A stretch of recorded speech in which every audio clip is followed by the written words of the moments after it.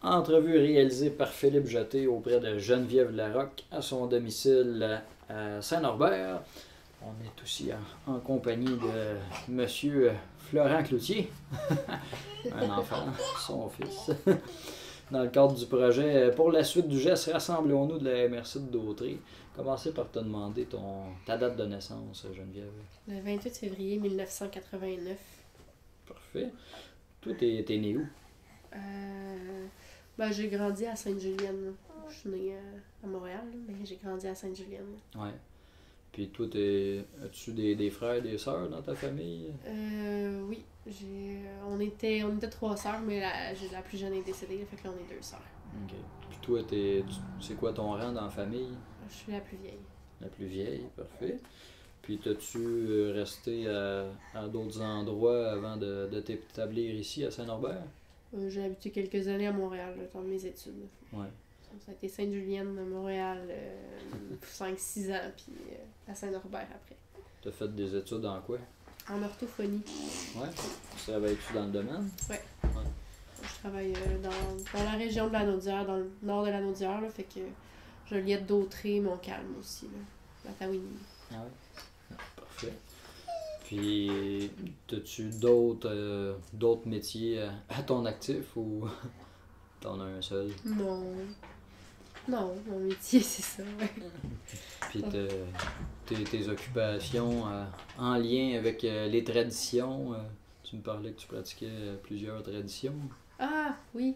Ce qu'on a surtout commencé, en fait, une des choses qui a fait qu'on est venu s'établir à la campagne, c'était pour le jardin. Fait que la recherche, pas d'une autosuffisance, mais de tendre vers ça, là, produire le plus possible notre nourriture. Fait qu'on a un grand jardin, on essaie de conserver le plus possible aussi, là, autant avec des techniques comme la chambre froide, puis faire des conserves, puis lactofermentation, tout ça. Puis on a des poules aussi. Ça, t'apprends ça auprès de quelqu'un d'autre ou dans des livres? Dans des livres. Ouais, surtout des livres. Puis avec le temps, on s'est bâti un réseau aussi de gens dans les alentours qui ont les mêmes... qui recherchent les mêmes choses, là, qui ont les mêmes intérêts. Fait qu'on partage des trucs aussi. Mm-hmm. Parfait. Le nom de tes parents, c'est quoi?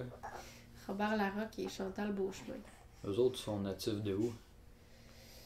Mon père est né à Montréal, il a grandi à Sainte-Julienne, de partir d'adolescent. Puis ma mère vient de la Rive-Sud, dans le coin de Saint-Constant. OK. Puis tes grands-parents paternels et maternels? Mes grands-parents maternels, je sais mon grand-père, il vient du coin de Victoriaville.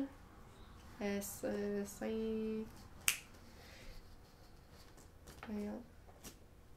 suis pas sûre que je vais le retrouver, ou sinon ça va me venir tantôt. Non, c'est pas grave. Mais il vient d'un petit village dans le coin de Victoriaville. Ma grand-mère de Montréal. Mon grand-père, c'est Clément Beauchemin, qui est décédé aujourd'hui. Puis ma grand-mère, Janine Vincent. Puis du côté paternel, mon grand-père vient... mes 2 grands-parents, en fait, viennent du lac Saint-Jean. Non, pas vrai, du Saguenay. Du Saguenay. Fait que Clément Larocque, puis Huguette Boulay. Puis ta grand-mère qui est quittisse, c'est laquelle? C'est Huguette Boulay. Ouais, parfait. Puis toi ou ta famille, est-ce que vous avez un surnom? Non. Non? Non. Non. Drôle de question, hein? Ouais. J'ai fait une étude des surnoms, moi, dans ma communauté, Okay. dans Nouvelle-Acadie. OK. Puis, j'ai ramassé au-dessus de 1000 surnoms. En fait, ma grand-mère, oui, parce que quand j'étais enfant, au lieu de l'appeler grand-maman ou mamie, c'est Mimi. Mimi? Oui. OK. Fait que oui. C'est bon. Puis, c'est quoi ton plus vieux souvenir en lien avec le tissage? Quand j'avais 15 ans, je pense, je suis allée en voyage avec mes parents, mes soeurs, puis ma grand-mère. Puis on était à Winnipeg. Je pense que c'est Saint-Boniface, là, la portion francophone de Winnipeg. Puis on était, je pense que c'est le musée Gabriel Roy.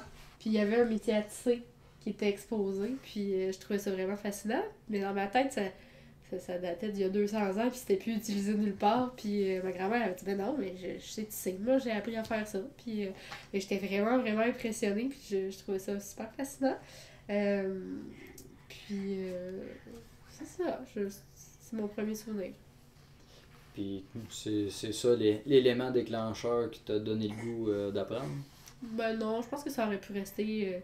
Je pense que ça aurait pu rester comme ça sans suite, là, mais un peu plus tard, ma grand-mère est devenue co-responsable des métiers à tisser à la Féance de Sainte-Julienne. Fait que je trouvais ça intéressant de savoir qu'elle faisait ça. Puis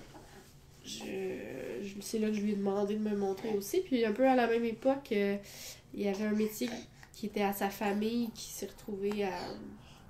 Que plus personne ne voulait, là. Fait que il était à Saint-Tite-des-Caps, fait que... Puis elle, ma grand-mère, elle aimait pas conduire longtemps, fait que je lui ai dit, ben, on va y aller, là! Fait qu'on a fait un road trip d'une journée, on a emprunté une vanne, puis on est allé chercher le 90 pouces à Saint-Tite-des-Caps. Finalement, ben, d'après moi, il est venu par se ramasser aux poubelles, parce que on l'a jamais monté parce qu'on avait pas de place. Il était dans son sous-sol, puis là... Finalement, elle habitait plus la maison a été vendue, puis là, le temps que je réalise, puis que j'ai fait, j'ai trouvé quelqu'un qui l'aurait peut-être pris si je l'avais donné. Fait que je suis allée j'ai appelé comme pour aller le chercher, puis je sais que la maison était vendue. Fait que, c'est ça, ils ont dû le mettre aux poubelles. Mais il manquait des pièces, c'était pas parfait, mais je trouve ça plate aussi, là, quand ça se perd, mais c'est tellement gros, puis il faut être, à part des organismes comme les cercles de fermières, il faut tu veuilles vraiment pour avoir ça chez vous, là. Ben oui. Puis d'un point de vue historique dans ta famille, c'est quoi l'historique de la pratique du tissage dans ta famille? Ma grand-mère, elle viendra peut-être tantôt, elle va peut-être pouvoir nous préciser des choses, mais à ma connaissance, elle a appris à tisser quand elle était au couvent à Québec. C'est ça, il n'y a pas une tradition. Ben, en fait, non. Le 90 pouces, il venait de sa famille, fait que je sais pas exactement il venait d'où. Bon, on en saura peut-être plus tantôt. Ça marche. Puis tes parents, toi, ils tissaient pas? Non, pas du tout. T'es pas au courant s'il y avait d'autres personnes dans la famille qui tissent ou qui tissaient? Non, je suis pas au courant. Ok, parfait ça. Et puis, d'après toi, c'est quoi le rôle de la tisseuse? Le rôle? Non, je sais pas quoi répondre à cette question-là. Qu'est-ce que ça représente, le tissage, pour toi?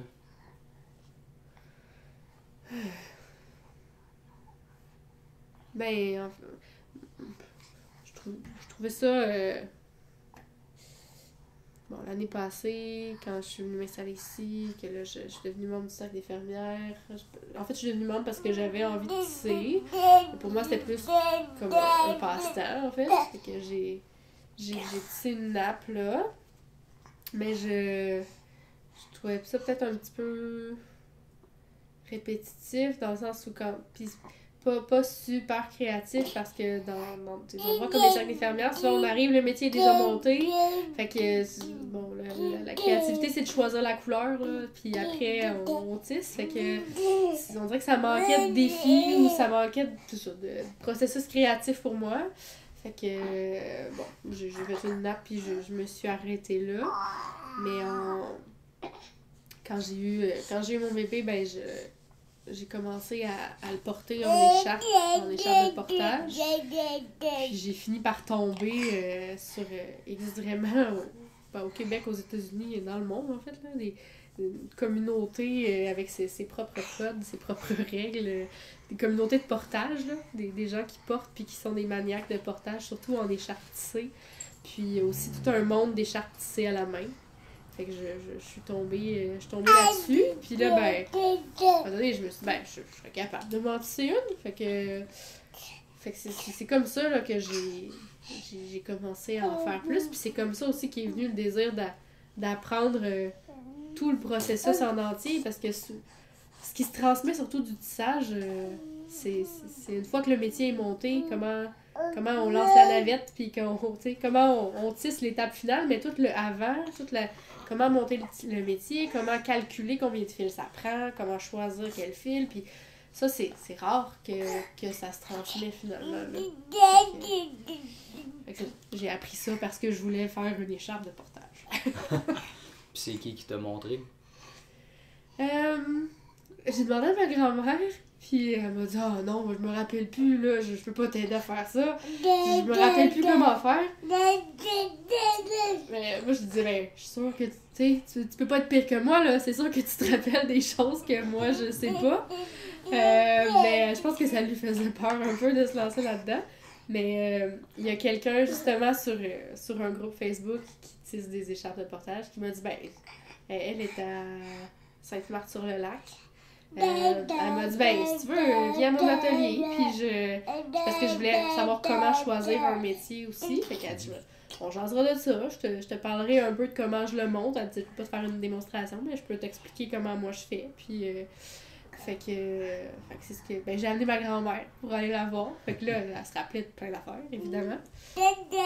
Fait que c'est avec ces explications-là, puis des vidéos que j'ai trouvées sur Internet. Ouais.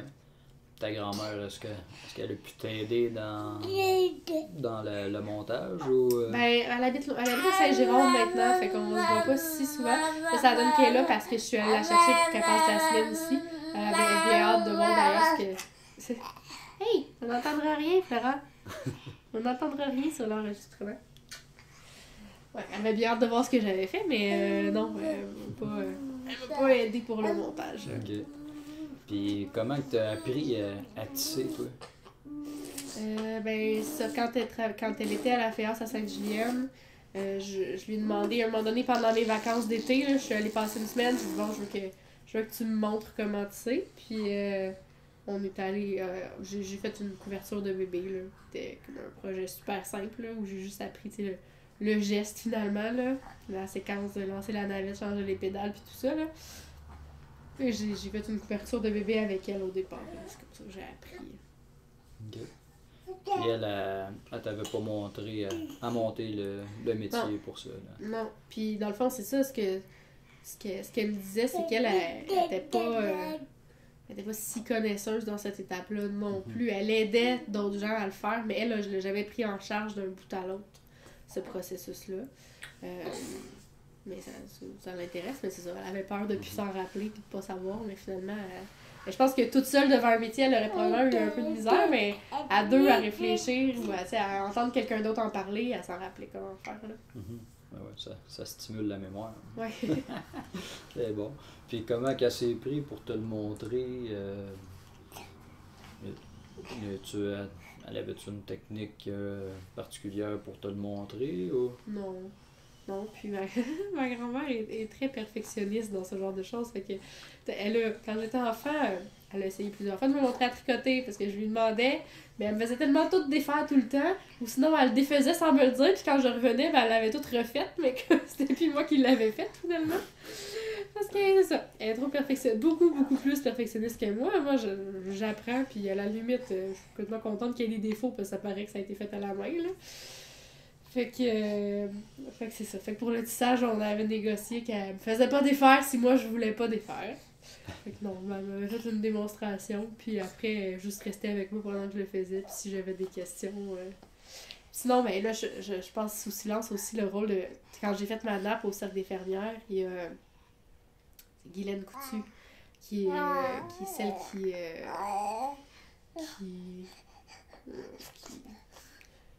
qui guide celles qui veulent apprendre à tisser puis à tricoter dans certaines fermières ici. Fait que elle m'a montré des choses aussi, là, comment réparer des fils qui brisent, ce genre de choses. C'est elle qui m'a montré ça là, pendant que je tissais ma nappe. Ok. C'est bon, j'avais eu son nom à elle, Guylaine Coutu. Ouais. Ah ben c'est bon. Puis ensuite de ça, au niveau de l'apprentissage, t'as-tu fait d'autres perfectionnements pour apprendre vraiment à tisser ou monter ton métier? Tu m'as dit que tu avais été rencontrer la madame à Sainte-Marthe. Je suis allée la rencontrer. Sinon, ben, j'ai une communauté Facebook de tissage d'écharpes de portage. Fait que c'est arrivé une fois ou deux où j'avais une question, puis je l'écrivais là, puis j'avais comme réponse aux questions là. C'est ça. Il y a plusieurs personnes de mon âge ou à peu près, là, en ce moment, que ça intéresse de se tisser leur propre écharpe de portage. Puis, il y en a qui ont des tantes qui leur montrent à tisser, mais pour toutes les questions spécifiques aux écharpes de portage, comment monter le métier, combien de fil au pouce, quel genre de fibre utiliser, puis tout ça, à quoi faire attention pour être sûr que ce soit sécuritaire, ben, ils trouvent ces informations-là plus sur des groupes Facebook, finalement. Là. OK. Intéressant. Quelle habileté que ça prend pour tisser? Ben c'est ça. Moi, tout ce que j'ai découvert, c'est tout ce que ça prend pour le côté créatif de tout sélectionner. Qu'est-ce qu'on veut, qu'est-ce qu'on recherche comme effet, qu'est-ce qu'on va prendre comme couleur, mais aussi comme type de fibre pour... Est-ce qu'on veut quelque chose de plus doux, de plus chaud? Est-ce qu'on va le faire plus dense, moins dense? On veut quelque chose de plus aéré, qui glisse, qui, au contraire, va vraiment... Là, je parle plus pour les écharpes, mais qui va bien rester en place une fois qu'on va l'installer. Fait que réfléchir à tout ça, puis être capable d'avoir un esprit de synthèse pour être capable de faire quelque chose qui va se tenir avec tout ça. Fait que le côté créatif, ça paraît un peu nono, mais ça prend quand même certaines habiletés mathématiques pour calculer combien de fils ça prend, puis parce que ça fait beaucoup de fils, j'ai 758 fils, moi, là, en ce moment, sur mon montage, fait que là, calculer combien, c'est ça, faut calculer combien ça m'en prenait de fils, puis là, ce que j'ai là, je l'ai fait teindre à la main aussi, c'est du fil teint à la main. Mon prochain projet, je voudrais le teindre moi-même. Là, fait que ça, je vais aussi chercher sur Internet puis faire des essais-erreurs pour teindre moi-même mon fil. Tu pourrais aller voir Marie-Berthe Lanois à Sainte-Geneviève de Berthier. Ouais, je sais c'est qui Marie-Berthe. Elle organise toujours une activité là, de teinture végétale là, chez eux. Ouais. Elle fait ça au mois d'août, fin août, quelque chose de même, ou en septembre. Là. Puis elle fait une activité plus publique à la maison Rosalie Cadron dans la fin août. Quelque chose je trouverais ça intéressant de la teinture végétale, mais c'est généralement pas recommandé pour les écharpes parce que semblerait que ça se fixe un peu moins bien sur le tissu. Puis là, comme les bébés l'ont tout le temps dans la bouche, puis... ah ouais, ok. Fait que, bref, oui, ce serait quand même intéressant. Oui, c'est ça, fait que c'est mon projet. Sinon, qu'est-ce que ça prend comme habileté? Ça prend beaucoup, beaucoup de patience. Parce que c'est long. Ben, c'est long de monter le métier, là. Une fois qu'il est monté, moi, je trouve que ça va vite, là, mais c'est monter le métier, c'est très long, là, puis ça prend quand même... Tu veux du lait? La patience, la minutie, puis... OK, fais une pause. Tu veux que j'arrête l'enregistrement? Non, ce sera pas là. Ouais.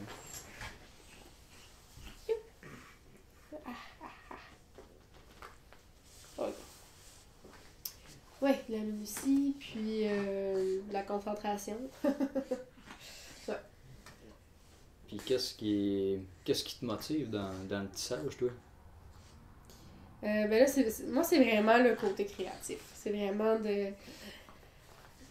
Puis OK, là, on conçoit un projet, on l'imagine, on a une idée de ce que ça va donner, mais là, tout le temps qu'on monte, là, j'ai comme hâte de voir ce que ça va donner pour vrai quand je vais commencer à tisser. Fait que ça, je trouve ça vraiment, vraiment le fun. Puis tu sais, comme là, l'écharpe que je suis en train de tisser, c'est de partir vraiment avec une idée, qu'est-ce que je veux représenter, qu'est-ce que je veux... Fait que celle-là, je voulais représenter la journée où Florent est né, qui était comme une super belle journée d'automne. Fait que là, c'était de choisir les couleurs en fonction de ça. Fait que c'est ça. C'est ce côté-là créatif. Puis là, le projet d'après, je voudrais en faire une autre écharpe, mais pour mon chum. Fait que là, c'est l'échange avec lui aussi pour voir qu'est-ce qu'il voudrait, qu'est-ce qu'il a comme idée, puis là, essayer de rendre quelque chose qui va lui plaire à travers ça. C'est ça que je trouve intéressant, puis c'est ça qui me motive. J'ai fait de la poterie avant aussi, puis c'est ça que je trouvais intéressant aussi, là, le processus créatif, finalement. Là. C'est bon. Puis toi, pourquoi tu pratiques le tissage? Mais c'est ça. Tu sais, je sais pas, pour vrai, comme, si je vais en faire si longtemps. Là, le projet, c'était pour des écharpes. Puis là, ben là, je me suis mis à avoir plein d'autres idées. Là. Je pense à des idées de cadeaux de Noël, là, de couverture ou de châles. Fait que, bon, je vais probablement continuer après. Là, mais c'est ça. Ça amène ce côté-là créatif dans ma vie que j'avais plus beaucoup autrement sinon. Là. Tu sais, oui, le jardin, mais c'est un autre genre. Là. Fait que ça complète cet aspect-là dans ma vie. Là. Puis toi, c'est à quelle occasion que tu tisses? Quand le bébé fait la sieste. Ouais. Ou le soir. Mais vu que c'est chez moi, c'est vraiment facilitant. Parce que quand j'ai fait la nappe, j'allais au cercle des fermières. C'est juste à 10 minutes de chez nous, mais sortir, y aller. Puis fait que j'y allais finalement une fois par semaine. Là. Mais là, c'est dans mon salon. Fait que bon, tu sais, j'ai 15 minutes à tuer, ben je me mets là-dessus. Puis ça se fait bien un peu n'importe quand. Là. Fait que ça, c'est bien. Il n'y a pas un début puis une fin claire. Là. On peut juste en faire un petit peu en passant. Puis quand tu te mets à tisser, tu tisses pour combien de temps habituellement? Ouais, c'est ça, entre 5 minutes puis entre 5 minutes puis 1 heure, je dirais. Ben, en fait, quand j'allais au cercle des fermières, là, je faisais 3 heures ou à peu près. Mais en tout cas, moi, je trouve que ça vient quand même un peu dur dans le dos. Puis c'est pas super ergonomique. Là. Fait que je trouve ça bien de pouvoir en faire des moins longues périodes aussi. Parfait. Puis toi, tu tisses seulement de façon amateur? Dans le sens qu'il n'y a pas de salaire de rattacher à ça ou de vente? Non, c'est pas impossible pour moi d'en vendre éventuellement des écharpes de portage ou s'il y a des gens qui me le demandent, mais je pense pas en faire une vraie compagnie ou me mettre à faire ça comme gagne-pain principal. Là. Ça, c'est pas mal sûr que non. Là. Mais c'est pas impossible que j'en fasse quelques-unes. Là. Parfait. Et puis, peux-tu m'expliquer le procédé de fabrication, puis toutes les étapes de fabrication d'une pièce tissée? Je peux essayer. Ça se peut que j'aie pas tous les bons mots encore. Là. Ben, ouais, puis il y a plusieurs techniques. Là. Moi, j'en ai comme choisi une, mais je vais y aller avec celle que j'ai utilisée là. Bon, fait que la première étape, c'est d'ourdir, en fait. Fait que d'installer les fils sur... Ah oui, il me manque mes mots. Mais bon, disons. Sur le rouleau ourdissoir, je crois que ça s'appelle. Fait que, c'est ça, il y a plusieurs techniques pour faire ça. Là. Moi, j'ai un ourdissoir à crampes. Fait que je voulais pas investir trop, là, fait qu'il y a des choses que j'ai fabriquées moi-même, là, que j'ai patentées. Fait que je me suis pris un gros bout de bois, j'ai planté 24 clous dessus, puis j'ai installé mes bobines là au lieu d'avoir un vrai cannelier, là. C'est ça. Fait que j'ai installé mes 24 bobines là-dessus, puis je passais ça dans la boîte à tension pour rouler mes 32 pouces. On roule un pouce après l'autre avec un ourdissoir comme ça, là. Fait que rouler les 32 pouces. Fait que c'est la première étape. La deuxième, c'est le passage en lisse. Fait qu'aller passer chacun des fils. J'en ai 758 sur ce montage-là. Fait qu'aller passer chacun des fils dans la bonne aiguille. Mon métier, moi, c'est un 4 cadres. Là. C'est souvent ça qu'il y a au Québec. Mais il existe des métiers à beaucoup, beaucoup plus de cadres que ça là, qui permettent de faire des motifs plus complexes. Moi, je trouve le 8, je trouve ça vraiment intéressant, mais en tout cas, là, j'ai un 4. Là. C'est ça. Fait que d'aller passer chaque fil dans la bonne aiguille en fonction du patron qu'on a choisi. As-tu assez? Non, pas encore. La deuxième étape. La troisième, c'est le passage en roue. Fait qu'aller passer chaque fil aussi dans du peigne.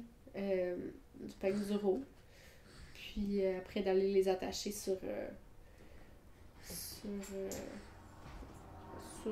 l'ensouple avant. Puis Puis après, ben là, on peut pas mal commencer à tisser. Non, parfait ça. Puis après, parce qu'on oublie aussi ce dont on parle moins, là, c'est la finition après, là, mais c'est ça, il y a des coutures à faire, rentrer des petits fils qui peuvent dépasser ou qui peuvent avoir été brisés, mais surtout, je sais pas si c'est fait tout le temps, là, mais en tout cas pour les écharpes de portage, c'est vraiment, vraiment recommandé, puis c'est pas mal fait, là, d'avoir ben ça, le wet finish, là, la finition mouillée, là, fait que d'aller faire tremper puis le laver quand même de façon un peu plus rough qu'il va l'être la plupart du temps là, pour bien tasser les fibres puis que ça se place comme il faut puis que dans le fond en le faisant tremper ils vont gonfler aussi, fait que ça peut cacher un peu des inégalités du travail puis ça va ils disent que ça transforme ça en vrai tissu finalement. Parfait. Puis au niveau des motifs, comment que ça fonctionne? Ben moi, j'ai trouvé ça sur Pinterest. Mais, tu sais, quand j'étais au Cercle des fermières, puis même ma grand-mère, ce dont elle me parle, ça semble être c'est pas mal souvent les mêmes motifs. Là. Il me parlait souvent du chèvrefeuille. Là. Ma nappe était en chèvrefeuille, qui est un montage du métier, une façon de passer les fils dans les aiguilles qui permet de faire plusieurs motifs différents. Ben moi j'ai cherché c'est ça sur internet, sur Pinterest, il y a un site aussi qui s'appelle handweaving.net qui faut s'abonner mais c'est pas très cher, puis eux ils ont vraiment une mission de répertorier, d'aller chercher dans des livres, mais il y a des gens qui leur vendent des patrons aussi, fait qu'ils ont beaucoup de patrons différents. Fait que le motif va dépendre à la fois de comment les fils sont passés dans les aiguilles, puis de comment les cadres sont attachés sur les pédales, puis de c'est quoi la marchure, là, fait que c'est quoi l'enchaînement des pédales qu'on fait. Connais-tu d'autres motifs que tu me l'as nommé, le chèvrefeuille? Le chèvrefeuille? Ouais, chèvrefeuille. Ah ben lui, il y a un nom, là, mais il y a plein de types de twill ou de sergé, là. En anglais, c'est twill. Moi, dans ce que je lis, c'est surtout ça qui est utilisé. Mais il y a plein de variations. Le twill, ça veut... ma compréhension, ça veut pratiquement juste dire qu'il y a des diagonales. C'est sûrement plus compliqué que ça, mais c'est ce que j'en comprends. Mais avec du twill, c'est ça, il peut y avoir des zigzags, des... en tout cas. Mais non, je connais pas beaucoup des noms, mais il y en existe à l'infini des motifs et des patrons possibles. Sinon, ma grand-mère, elle appelle ça monter en continu, comme la façon de passer dans les aiguilles la plus simple. 1, 2, 3, 4, 1, 2, 3, 4, 1, 2, 3, 4. Puis avec ça, on peut quand même faire plusieurs motifs différents. Fait que ça, c'est ça. Elle appelle ça monter en continu. En continu ou en chèvrefeuille, c'est les deux façons de monter le métier qu'elle connaît. Là. Ça marche. Puis, y a-tu des outils qui sont utilisés, mais que tu m'as pas nommé nécessairement? Ben là, si je parlais du cannelier, que je m'en suis fabriqué un. La bobineuse, pour mettre le fil sur les bobines. Moi, je m'en suis aussi patenté une avec une drill. Ah ouais? Fait que moi, j'ai une bobine à la drill. Je me suis aussi patenté un dévidoir. Parce que comme j'ai du fil teint à la main, il est arrivé en écheveau. Fait que pour le mettre sur les bobines, j'avais besoin d'un dévidoir que j'ai fabriqué moi-même avec des cintres et un bout de bois. Puis ouais, c'est ça. J'ai gossé ça. Sinon, ben il y a la navette là. Pour passer le fil. Sinon, y a d'autres outils? Ben là, j'ai un petit crochet là, qui me permet d'aller passer le fil dans le row, par exemple. Là. Okay. Puis des pinces pour resserrer les vis et les boulons. Donc, je pense que j'ai pas d'autres outils spécifiques. Là. Ça marche. Toi, tu pratiques ça assis? Oui. Y a-tu une posture adéquate pour tisser sans se blesser? Ben, c'est important d'être bien centré.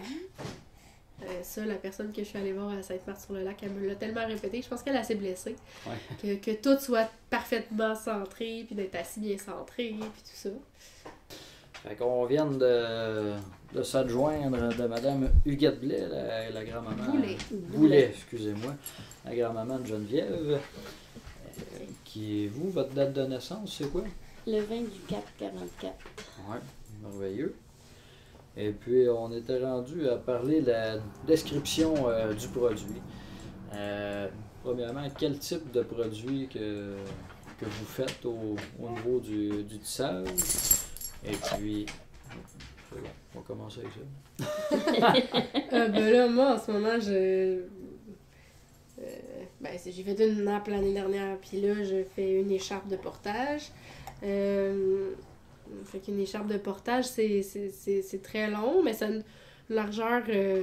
généralement, on vise une largeur finale entre 28 et 32 pouces, là. Puis longueur, ça varie entre 2 mètres et demi puis 5 mètres et demi. C'est quand même très long. Puis c'est ça, le but de ça, c'est de pouvoir installer un bébé, soit comme, tu sais, qui en position ventrale ou dans notre dos, là, pouvoir se déplacer avec le bébé en portage. Fait que pour ça, c'est important qu'il y ait vraiment... il y a comme un aspect sécuritaire aussi, là. Fait que c'est important que le tissage soit assez régulier, qu'il n'y ait pas trop de fils cassés, puis ce genre de choses pour être sûr que ce soit sécuritaire. C'est ça. Fait que là, j'ai commencé avec du fil taille à la main, mais j'ai quand même envie d'essayer. Hey! J'ai envie d'essayer différents types de fibres aussi, là. Parfait. Puis justement, quel type de fibre que tu utilises? Là, ce projet-là, c'est du coton biologique puis du coton chanvre. C'est important pour moi que ce soit biologique aussi, parce que j'ai appris récemment à quel point... En fait, j'ai appris que l'industrie textile est plus polluante que l'industrie alimentaire. Ça m'a fait réfléchir. Fait que j'essaie, en tout cas, mettons, quand je suis obligée d'acheter du coton neuf, ça me fait le cœur un peu. Fait que soit j'achète usagé, soit je l'achète bio. Fait que là, c'est ça. Ça coûtait pas mal plus cher d'acheter du coton biologique là, pour tisser, mais c'est ça. C'était important pour moi, là. Fait que c'est ça, mais je sais que je vais peut-être aller vers du bambou ou quelque chose comme ça pour l'autre aussi. Là, ça a la réputation d'être vraiment plus doux puis un peu plus glissant puis de fonctionner mieux pour des bébés plus petits, là, mais on va essayer d'autres choses. Il y en a beaucoup sinon dans le monde des écharpes de portage qui utilisent de la soie puis de la laine mérino. Ben là, ça c'est... Ben de un, c'est beaucoup plus cher, puis de deux, c'est plus difficile à laver aussi, là. Puis là, ben moi je trouve que un bébé ça salit tout de toute façon, fait que c'est un peu contre-productif d'avoir quelque chose qui est dur à laver. Fait que... Bon, puis au niveau de la texture de ton tissage, peux-tu me parler de la texture? Ben là, j'ai hâte de voir ce que ça va donner, là. En ce moment, c'est comme dur à dire parce qu'il est encore sur le métier, mais j'ai vraiment hâte de voir, là. Ouais. Je visais quelque chose qui viendrait quand même... Les écharpes de portage, des caractéristiques, souvent, c'est que à force de porter, le tissu, il vient de plus en plus doux, de plus en plus souple. Des fois, il est un petit peu raide au sortir du métier, mais on dit qu'il faut le casser.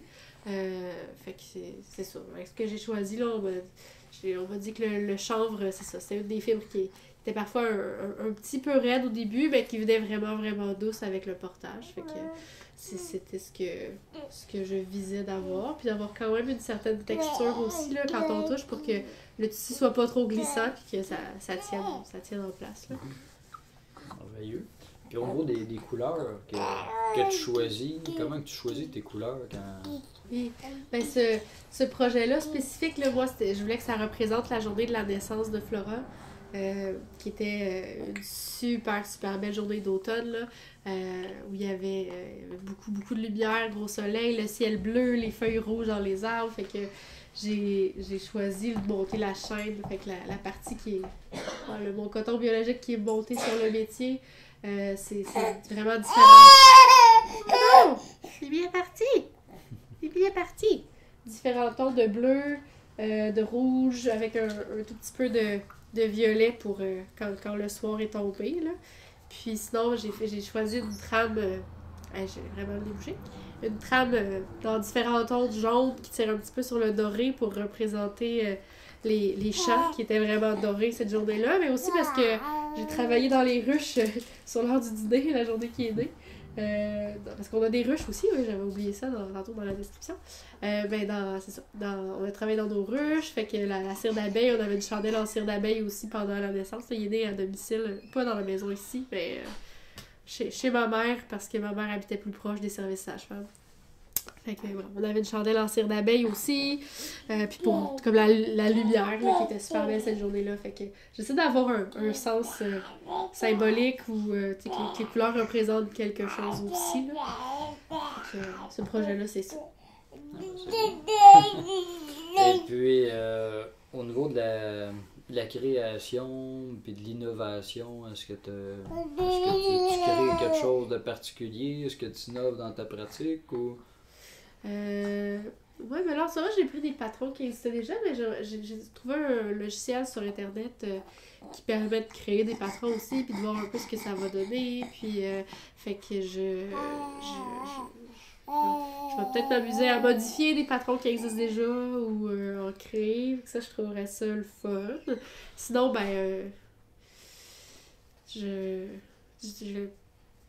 j'ai l'impression que c'est ce qui intéresse plus un peu les jeunes qui veulent commencer à tisser.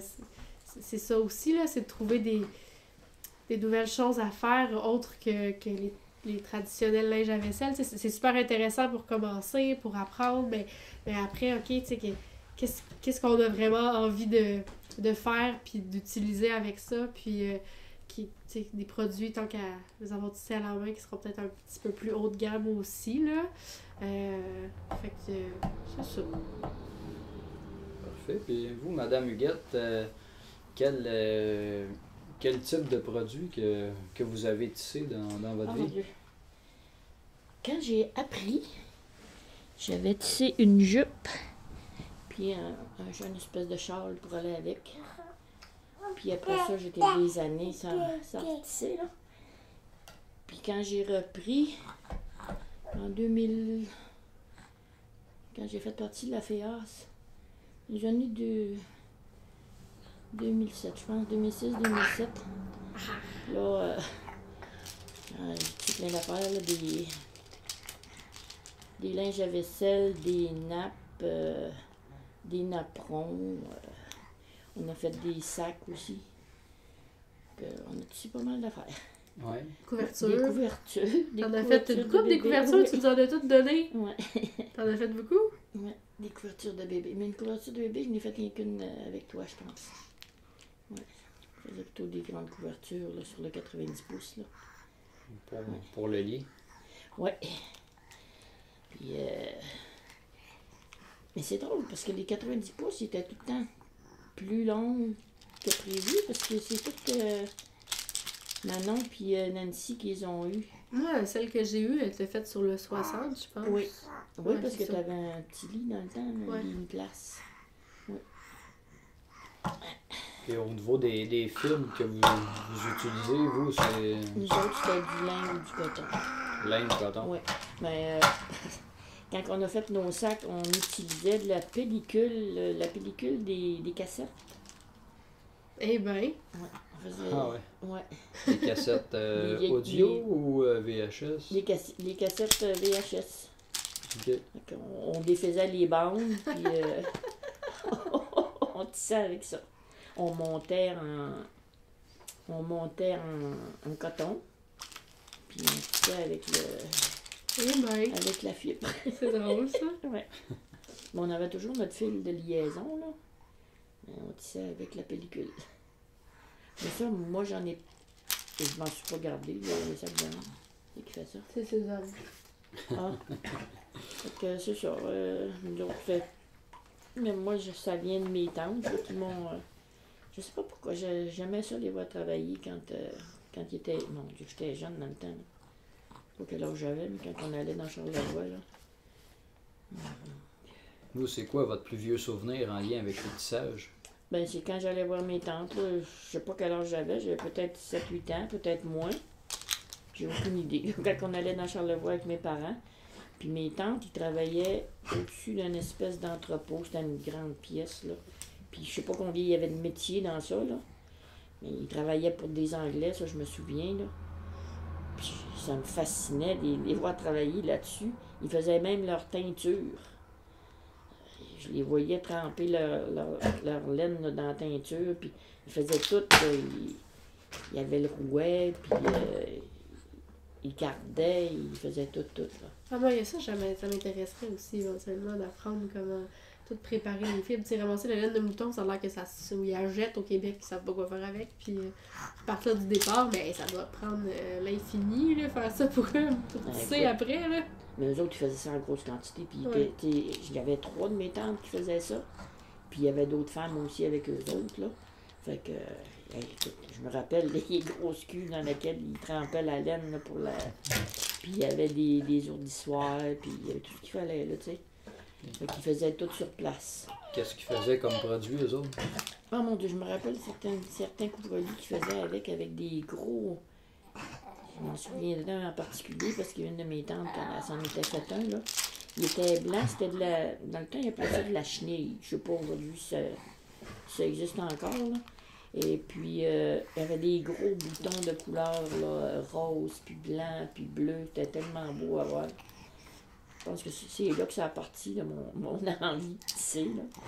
Après ça, quand j'ai été pensionnaire au couvent, là, j'avais tissé quelques fois.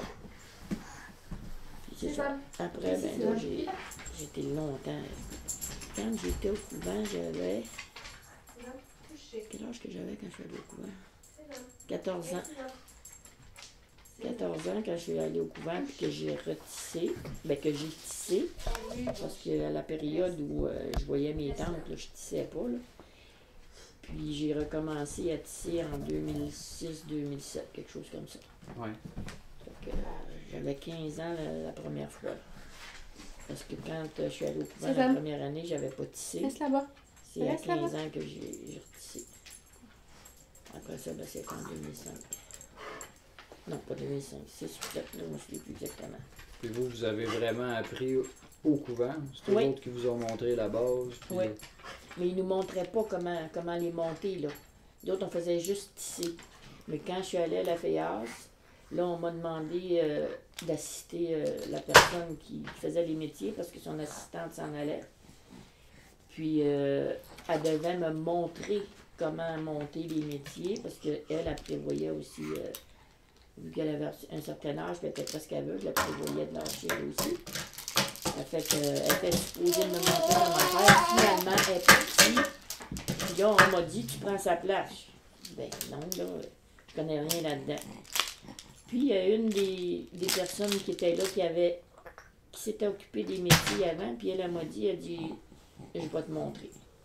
Fait que là, elle m'a montré comment faire. Là, moi, je me suis choisi une assistante. Et puis, on a fait ça pendant 7 ans.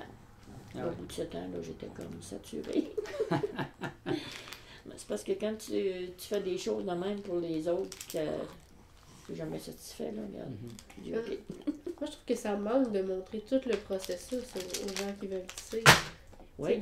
Parce que dans des endroits comme ça, ils montent, vous montez, moi je dis vous, en tout cas, dans les services infirmières, la FEAS, ils montent beaucoup de verges pour que plein de monde puisse monter dessus, mais on dirait que ça fait que les gens oublient qu'il y a tout le processus avant. Plutôt que de faire des plus petits projets, puis de dire, OK, vous 5, vous voulez faire des serviettes, là, ben on va choisir ensemble. Vous allez choisir ensemble vos couleurs, votre patron, puis vous allez venir le monter avec nous.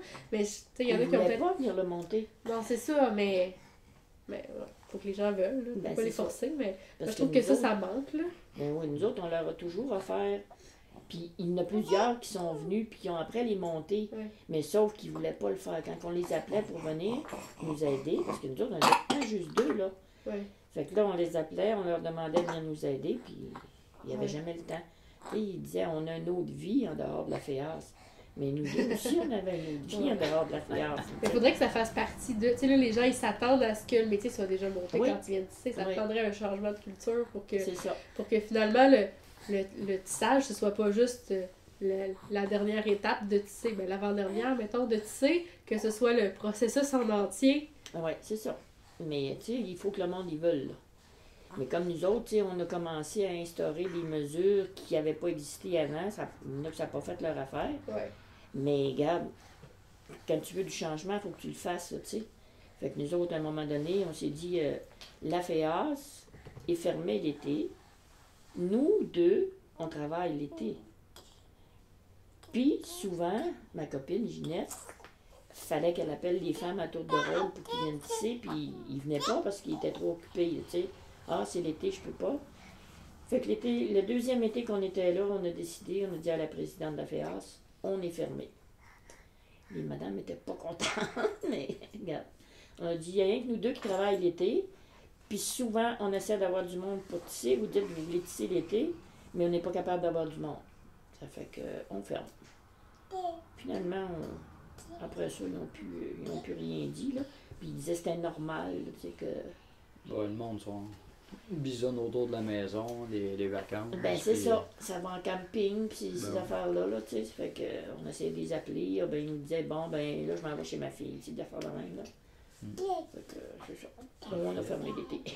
Puis, est-ce qu'il y a des nouveaux usages qui sont utilisés, des nouvelles fonctions avec les produits tissés? Donc ça serait plutôt elle qui saurait ça, parce que moi, là, ça fait un bout déjà là, que Là, j'ai parlé des écharpes de portage. C'est ça, c'est un produit haut de gamme, là, au Québec. Ben, je dirais que en tout cas, la plus connue dans les cercles que moi je vois, c'est Marilyn Lahaise qui fait vraiment des super beaux produits, là, des écharpes de portage, mais elle utilise vraiment toutes sortes de fibres. Il y en a même que c'est comme en viscose d'algues, là, tu sais, c'est infini, là. Il y en a, elle utilise pas des fibres animales, mais il y en a en laine de bébé chameau, puis en soie ultra précieuse, là. Fait que bon, il y en a en plein de choses. Puis Marilyn Lahaise, c'est ça, elle est vraiment très connue, elle fait vraiment du super beau travail. Non, c'est une autre, mais aussi bon, c'est ça. On est allé voir Marie-Hélène Nolan. Elle est à Montréal, je sais pas, je connais pas son historique, mais elle est à Montréal. Puis il y en a beaucoup qui... En fait, c'est des mamans qui tombent là-dedans pendant leur congé de maternité. Puis qui, des fois, font une réorientation professionnelle à partir de là, puis qui en font leur métier. Puis souvent, ben, ils s'installent, ils finissent avec 2-3 métiers dans leur sous-sol, ils engagent 1 ou 2 autres personnes, puis ils font du sur-mesure. C'est ça qui est intéressant aussi. Fait que des gens qui arrivent avec une idée, un peu comme moi j'ai décrit par exemple, comment moi j'ai conçu une écharpe, mais quelqu'un arrive avec, ok, moi je voudrais représenter telle chose, je voudrais représenter la personnalité de mes 3 enfants, puis là c'est un processus créatif ensemble de ok, comment on va réussir à faire ça, on va prendre quelle fibre, quelle largeur, quelle longueur, quelle couleur, fait que c'est vraiment du sur-mesure de A à Z, là. Fait que ça c'est moi ce que je connais comme autre débouché, puis c'est ça, c'est quelque chose qui se vend pas mal cher en ce moment aussi, là. Mais c'est beaucoup de travail, là, souvent avec des motifs complexes, puis des métiers à 8 cadres. Puis... Ça prend combien d'heures faire un écharpe de portage, comme tu me décris? J'ai tellement aucune idée, là. Je sais que la personne, quand on est allé visiter à Sainte-Marthe-sur-le-Lac, elle nous parlait de 2 semaines. Et là, ça exclut comme le processus créatif avant, puis la conception, là. Il me semble qu'elle disait que quand c'est 1, 2, 3 go, là, on se lance puis qu'elle travaille juste là-dessus, elle peut en faire une en 2 semaines. Moi j'ai commencé, là, ça fait 1 mois et demi, puis je suis rendue, j'ai tissé 2 mètres à peu près là, sur les 4 que je vise. Fait que dans 2 mois et demi, je vais probablement avoir tout fini, là. Mais c'est ça, c'est mon premier, ça a été plus long monté, j'ai fait des erreurs que j'ai dû corriger, puis je me suis fait des échantillons aussi. C'est ça. Mais je suis pas pressée, puis j'en fais vraiment pas souvent. Bon, ben c'est ça. Je fais des petits blocs, comme je disais, là, 15 minutes par-ci par-là. C'est parfait. Et puis, as-tu connaissance, toi, qu'il y a une loi qui s'appelle la loi sur le patrimoine culturel qui vise à valoriser, mettre en valeur, transmettre les savoir-faire traditionnels, tout ce qui est des traditions, patrimoine immatériel qui sont transmises de génération en génération? Non, il y a une loi. Oui, il y a une loi qui ne donne pas grand-chose malheureusement à venir jusqu'à date parce qu'il n'y a pas de levier réel qui accompagne la loi, là. C'est plus des gestes symboliques que, mettons, le ministre peut désigner un élément du patrimoine immatériel qu'il appelle. Okay. Puis, mais il n'y a pas de plan de développement, de sauvegarde lié à ça. Les municipalités peuvent faire par règlement municipal, identifier un élément significatif de ces traditions. Pour leur municipalité. Oui, oui. Donc, eux autres aussi, ils n'ont aucune obligation en lien avec ça. Est-ce qu'il y en a pour combien de temps encore? Parce que ma grand-mère pensait sortir quelques minutes, là, mais... Oui, ben écoutez, il y en aurait peut-être pour une quinzaine de minutes. Tu veux-tu finir ça avant ou... T'as encore des questions à me poser? Ben oui, si vous voulez. Ouais. Ben, c'est pour vous, vous êtes bien libre de participer ou non.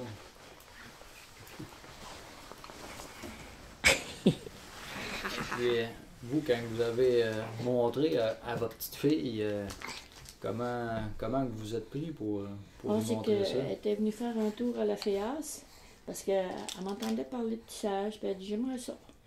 Fait que je me suis informée si elle pouvait venir à la FEAS quand j'avais tissé. Puis finalement, ils m'ont dit oui. Puis il y aurait eu de misère à me dire non, c'était moi qui étais en charge des métiers, là. Puis j'ai d'autres de mes petites filles qui sont venues. Mais elle a aimé ça, puis tu m'avais aidé à tisser à un moment donné, hein? Mais moi, c'est moi qui ai fait la couverture de Oui, la bébé. couverture, Oui. Oui, mais t'étais venue Avant? déjà avant. Je sais pas, je suis probablement venue voir ce que tu faisais un peu, mais Ah, c'est ça, j'avais eu de la misère avec ça, par exemple, quand moi j'ai voulu quand tisser, toi, puis j'étais t'avais pas voulu membre. tisser, c'est ça, t'étais pas membre, Oui. puis là, ils voulaient pas On vraiment. l'avait fait un peu en cachette. Ouais. Parce que j'avais les clés, moi, étant donné que j'étais responsable des métiers, il fallait que j'aille débarrer la porte aux personnes qui allaient tisser ou réparer des fils, quoi que ce soit, là. Puis j'ai dit, on va y aller le soir. Oui. Fait qu'on allait le soir. Elle aimait ça tout de suite. Puis c'est vrai, pour le ça, elle est venue avec moi chercher un métier à À Saint-Tite des Saint-Tite. Caps, ouais. Ouais. Puis, est-ce que vous aviez une condition pour y transmettre votre savoir-faire? Ben, j'aimais ça qu'elle s'intéresse à ce que c'est que je faisais, là. Comme le tricot, la couture. Le tricot, tu vois, Nadia elle tricote. Ouais. Parce que mes filles, ils n'ont pas accroché là-dessus. C'est drôle, c'est plus tes petits-enfants, finalement, Ouais. qui t'ont demandé. Ouais. Ça a sauté une génération. Là, j'ai raconté comment t'avais essayé de me montrer à tricoter puis que ça avait jamais marché parce que t'étais trop perfectionniste par rapport à moi puis tu me faisais tout défaire. Oui. Ben, regarde, quand j'ai montré à Nadia, là, ça a été la même chose, hein. Elle voulait pas défaire. Puis elle disait, c'est mon premier morceau, puis c'est pas grave hein, qu'il y aurait des erreurs. Là, aujourd'hui, elle fait plus attention. Mais c'est vrai que ça fait un petit peu plus longtemps qu'elle tricote, puis elle tricote beaucoup, là. Mais en fait, je trouve que c'est correct. Au début, tu peux pas faire quelque chose de parfait. Au début, tu veux que ça avance puis que tu veux que ça donne quelque chose. Oui. Fait que, mais c'est avec le temps que là, Ouais. quand tu deviens meilleur, tu te dis ah non, ça me satisfait pas, je vais le refaire. Mais au début, n'importe quoi te satisfait parce que t'es en train de réussir. Tu sais. Ouais, mais sauf que moi, j'ai été montrée par des religieuses, puis il fallait que ce soit parfait, là, tu sais. Fait que c'est comme dans ma nature, là, tu sais, C'est comme ça que toi t'as appris. c'est ça. Puis on me disait, qu'est-ce qui vaut la peine d'être fait, vaut la peine d'être bien fait. Fait que ça m'est resté, là, tu sais. Ouais. Il y a Catherine Mais aussi. ça a donné, qui- tu vois que moi, je l'ai jamais fait finalement. Ouais. Ben, regarde, Catherine, elle avait commencé aussi. Catherine a tricoté aussi, oui. Oui. Ouais. Mais elle avait commencé une couverture, je sais pas si elle l'a Oui, fini. je pense que oui. Elle était toute... Donc la tuque à papa. Oh mon Dieu! La tuque 3 fois trop longue, là. Ben oui, ça, je voulais. J'ai dit, tu lui donneras pas ça comme cadeau de Noël, comme ça. Oui, elle dit, je leur refais pas. Je me souviens comment on avait ri quand il l'avait déballé. Ben, ça a fait quelque chose à raconter, ben plus que si elle l'avait redéfaite 4 fois puis qu'elle avait donné une tuque parfaite, tu sais. Ouais, c'est sûr. Sûr que vous-même. Mais c'est ça, j'aimais ça, que les petites filles s'intéressent à ce que je faisais. Puis vous, avez-vous transmis à d'autres personnes Non, à qu'à part, Geneviève? à part mes petites filles. Non. Mais le tissage, finalement, tu disais que vous avez montré quand même à des gens qui venaient. Tu disais qu'il y avait quelques personnes qui venaient voir comment vous faisiez à la fiance. Oui, mais il n'y en avait pas tant que ça, là. Oh non, mais quand même. Ouais, ils venaient, mais ben c'est sûr qu'ils voyaient, quand ils voyaient, on les amenait aussi quand on montait. Là, ça, ils trouvaient ça bien compliqué, là, tu sais. Ouais. Il y a des personnes qui sont arrivées à la FEAS qui ne savaient pas tisser du tout. Là, je dis, à part mes petites filles, j'ai pas montré à personne. J'ai montré à plusieurs femmes, oui. Oui, puis tu disais qu'il fallait tout le temps que vous soyez là, parce que sinon, dès qu'il y avait un petit pépin, Ah ben oui, ça marchait plus, il vous appelait chez vous. Oui, oui, oui. Ah ouais. Ah oui, il nous appelait à n'importe quelle heure, puis n'importe quel jour. C'est pour ça qu'à un moment donné, nous autres, on a dit, garde, nous autres aussi, on a une vie en dehors de la féance, là. Fait que, à tout bout de champ, il fallait être rendu là pour attacher un fil. On leur montrait le nœud de tisserand, mais ils s'en rappelaient jamais, ou bien c'était mal fait, ou bien ils passaient dans les mauvaises aiguilles, ou dans le mauvais rot. Fait que là, nous autres, à la fin, on ne voulait même plus qu'ils réparent les fils, là. Parce qu'il fallait défaire la job après, là. Parce que quand c'est pas passé dans la bonne aiguille ou dans le bon rôle, là, ça va pas trop bien, là. Puis dépendant du montage aussi, il y a des montages qui sont plus faciles que d'autres, là. Mais là, sur la fin, on voulait même plus qu'ils réparent. C'est pour ça qu'on a lâché, là, c'était trop fatigant. Et vous avez parlé de nœud de tisserand. Le nœud de tisserand, oui. Ouais, c'est vraiment un nœud pour... C'est un nœud spécial pour réparer les fils pour pas que le fil sorte des faces quand tu tisses. Je me rappelle même plus comment le faire, là. Toi, tu l'as appris, hein? Tu serais capable de le faire. Moi, je suis sûre que Oh, tu oui, mets c'est tes sûr mains que- sur 2 fils, là, t'es capable de le faire. Parce que j'ai essayé l'autre fois avec deux morceaux de laine chez nous, là, puis Ça tu sais, je me marchait dis, pas. il faut le tourner comme ça. Puis quand je tirais, il se défaisait. Ah, ouais, moi, tu vois, ce nœud-là, moi, je l'ai appris au scout. On appelle ça le nœud de pêcheur, mais c'est le même. Ah ouais, Puis ok. moi, c'est par-dessus, en dessous, par-dessus, par-dessus. Je l'ai appris comme ça, puis c'est resté tellement ancré dans ma tête. J'aurais plus besoin de le dire pour le faire, mais ça se dit tout seul. Ouais. Non, tu sais, nous autres, elle nous disait, faut que tu passes en dessous, faut que tu passes par-dessus. Puis faut que tu repasses en dessus, puis faut que tu repasses par-dessous. On a tout mêlé. Fait que je l'ai appris comme en le faisant, là, tu sais, sans me dire les Ouais. mots dans ma tête, là. Puis je te dis, l'autre fois, je sais pas pourquoi, j'avais deux bouts de laine à la maison, j'avais réparé quelque chose. Puis je l'ai essayé, puis ça revenait pas pantoute. Fait que, regarde. Puis toi, as-tu transmis à quelqu'un ton savoir à venir jusqu'à maintenant? Non, mais il y a beaucoup de gens que ça intéresse, par exemple, justement, des gens qui aiment le portage, puis qui trouvent ça vraiment le fun, les écharpes tissées mêmes, et qui sont pas rendus à s'en faire eux-mêmes, là. Mais ils sont comme, ah, j'aimerais ça venir voir. Fait que il y a des gens qui sont déjà venus ou qui vont venir voir comment ça marche, là, mais pas de là à ce qu'ils en fassent eux-mêmes nécessairement. Il y en a beaucoup qui ont juste, tu sais, qui ont pas la place chez eux pour installer ça, ou qui... Mais c'est ça. Beaucoup de gens que ça intéresse de voir ça ressemble à quoi, puis qui trouvent ça bien impressionnant. Mais... Ben oui, je comprends. Puis au niveau de comment vous voyez ça, vous autres, l'évolution de la pratique du tissage dans le futur? C'est drôle parce que moi, je pensais que ça s'éteindrait. Puis, je me suis rendu compte, les derniers temps que j'étais à la FEAS, là, il y avait des jeunes qui venaient et qui voulaient apprendre. Et ils nous regardaient faire des pièces. Puis là, ils disaient, ah, c'est donc bien beau, puis ça a l'air difficile. Tu sais, le jeu des pédales, là, ça a l'air compliqué, là. Mais tu sais, tu t'assis là, puis c'est automatique, là, quand tu le sais, là. Fait que, il y avait sur la fin, quand j'étais là, on avait des jeunes, là, d'une trentaine d'années, ben, j'ai des jeunes, une trentaine d'années, c'est qu'on voyait pas les premiers temps que je suis arrivée là, puis ça les intéressait d'apprendre à tisser. On dirait que cette jeunesse-là, là, ils veulent apprendre les choses comme on faisait avant, comme il y a un renouveau pour le tricot aussi, là. C'est ça que j'ai remarqué aussi à Grands-Parents Tendresse, l'association dont je fais partie, là. Donc, la broderie, je sais pas pourquoi, c'est toutes des choses qui reviennent. Est-ce que vous pensez que le tissage va se pratiquer toujours de la même façon, toujours pour les mêmes utilités, ou est-ce qu'il va y avoir une innovation en quelque part? Vous, est-ce que vous souhaitez que ça innove ou que ça reste de façon traditionnelle? Ben, c'est sûr qu'il y a une base qui va rester traditionnelle, mais comme là, c'est nouveau, là, Les écharpes. Les écharpes. les écharpes, là.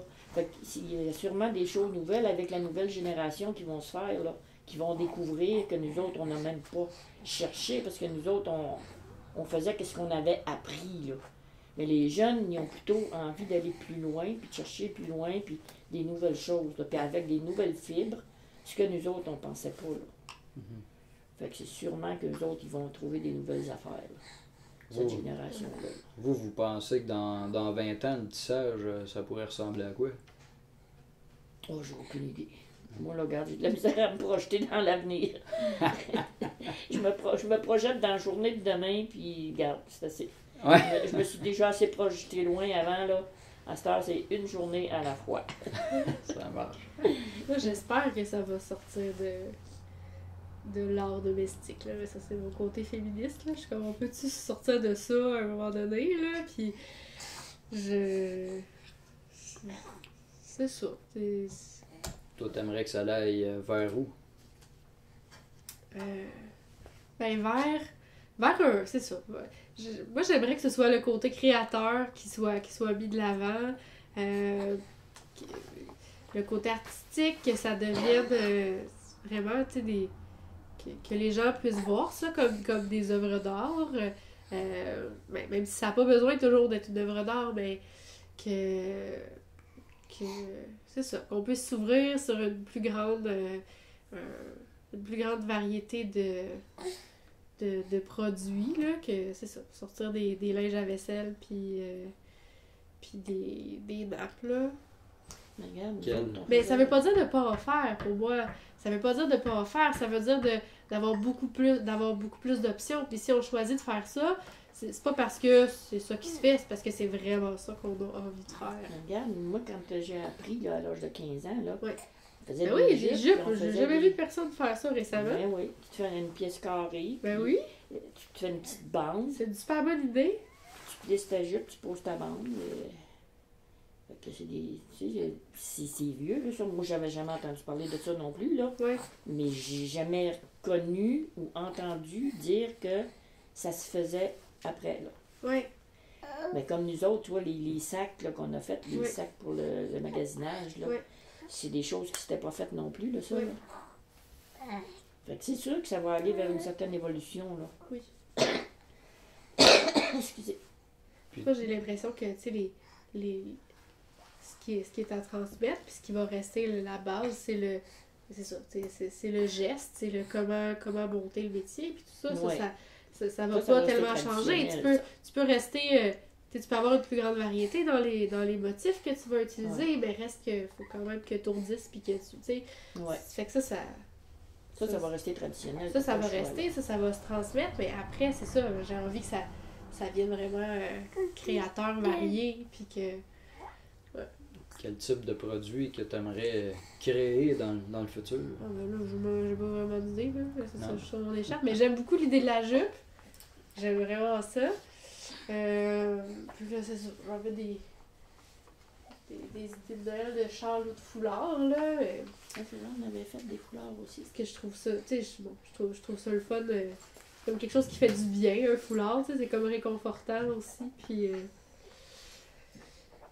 c'est ça, là, je trouve que ce soit surtout des femmes qui tissent, puis que ce soit des linges à vaisselle, des nappes, je trouve que ça confine encore dans la sphère domestique, dans la femme qui reste à la maison et qui lave la vaisselle, là. Depuis des siècles, tu sais que ça existe, le tissage, puis c'était une utilité dans le temps, là. Oui. Puis toi, t'aimerais qu'il y ait plus une pratique d'homme? Ben je trouverais ça le fun. Oui. Puis ça, je trouve que dans la transmission, je trouve que c'est quelque chose à quoi il faut faire attention aussi parce que, tu sais, comme quelque chose au cercle des fermières là, par rapport à, tu sais, il y avait comme des cours de broderie qui étaient offerts, puis mon chum, ça l'intéressait vraiment. Fait que j'ai posé la question, puis ben là, on peut pas commencer à accepter des hommes. Je comprends que c'est utile qu'il y ait des espaces seulement féminins, que ça a une pertinence, mais si on veut transmettre ces savoir-faire-là, je pense qu'il faut pas les réserver aux femmes parce que comme traditionnellement c'était les femmes qui faisaient ça. Je pense que c'est important de l'ouvrir puis de en tout cas au moins ceux qui montrent un intérêt de les encourager là. Mais ça là, ça va changer quand les associations, les personnes qui sont là présentement, qui sont d'un certain âge, vont s'en aller, puis ça va être des jeunes de leur âge qui vont prendre la relève. Parce que tant que ça va être des personnes âgées de mon âge, puis un peu plus vieilles, qui vont être à la tête de ces mouvements-là, ça va stagner. Parce qu'ils ont comme, non, ça on fait pas ça on veut pas ça, on veut pas que les hommes viennent, si on fait ça de telle manière, ils sont comme ça. Ouais. Toi, t'es différente. Mais oui, moi je suis pour le changement, puis je veux que ça avance, puis... Mais c'est pas tout le monde qui est de même. La Ouais. plupart, c'est ça que j'ai remarqué Beaucoup. dans tous les organismes où je suis allée, là, c'est des personnes d'un certain âge, puis ils veulent pas que ça bouge. Puis comment que vous voyez, vous, en fait, qu'on pourrait intégrer les hommes là, au cercle de fermières ou aux AFEAS sans dénaturer leur mission, puis l'aspect que c'est un cercle féminin à la base, tout en respectant ça, mais en ouvrant pareil. Je sais pas comment ça peut se faire, j'ai aucune idée. Mais ça va sûrement se faire si les jeunes de cette génération-là, comme je disais, veulent ça. Mhm. C'est pour ça que je dis que quand ça va changer pour des personnes de cet âge-là qui vont être à la tête de ces mouvements-là, c'est là que ça va s'ouvrir au changement. Ben, moi, je trouve ça correct que les hommes ne puissent pas être membres. Parce que je trouve que c'est là qu'on est comme dans la mission, c'est la vocation. Là. Fait que être membre, prendre des décisions, tout ça. Mais je trouve que dans les activités qui sont des activités de transmission, puis d'artisanat, puis tout ça, que là, ça devrait même être encouragé. Si ce qu'on veut, c'est transmettre des connaissances, ben... Puis ce que je trouve drôle, c'est que les enfants c'est super valorisé que les enfants participent, garçons ou filles, jusqu'à 12 ans. Ah ouais? Mais là, pourquoi tout à coup, quand c'est rendu un jeune adulte de 25 ans, là, ça marche plus, mais un garçon de 12 ans, c'est cool? Mais ça vient de tellement loin, ces associations-là, puis ces règles-là, là, Oui. regarde. Tu peux pas changer ça du jour au lendemain. Non, je Mais sais. je suis sûre qu'avec votre génération, ça va changer, parce que c'est ça que vous voulez. Comment, d'après toi, Geneviève, s'ils souhaitent garder, mettons, une portion dans un espace de pratique plus féminin, mais qu'il y ait un espace de pratique mixte, si on veut, comment que tu verrais la mixité des deux types d'espaces? Est-ce que c'est quelque chose de réaliste? Ouais, je sais pas. Mais je pense qu'au-delà de juste, non, il n'y a pas d'homme parce que c'est comme ça que ça marche. Je pense qu'il faut réfléchir à pourquoi. Pour quelle raison on préfère qu'il n'y ait pas d'hommes, par exemple.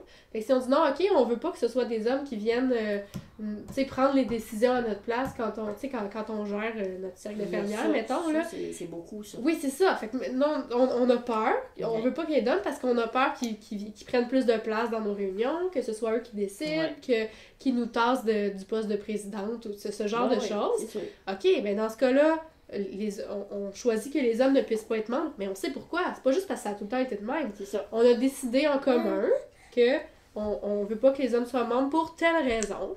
OK, maintenant, si on accepte qu'ils viennent à un cours de broderie, est-ce que c'est risqué qu'ils prennent toute la place? Est-ce que c'est risqué qu'ils viennent prendre le poste de présidente? C'est pas les mêmes risques. C'est ça. Non, on n'est pas dans un espace de décision autant, là. C'est comme une activité artisanale. C'est sûr que peut-être que, OK,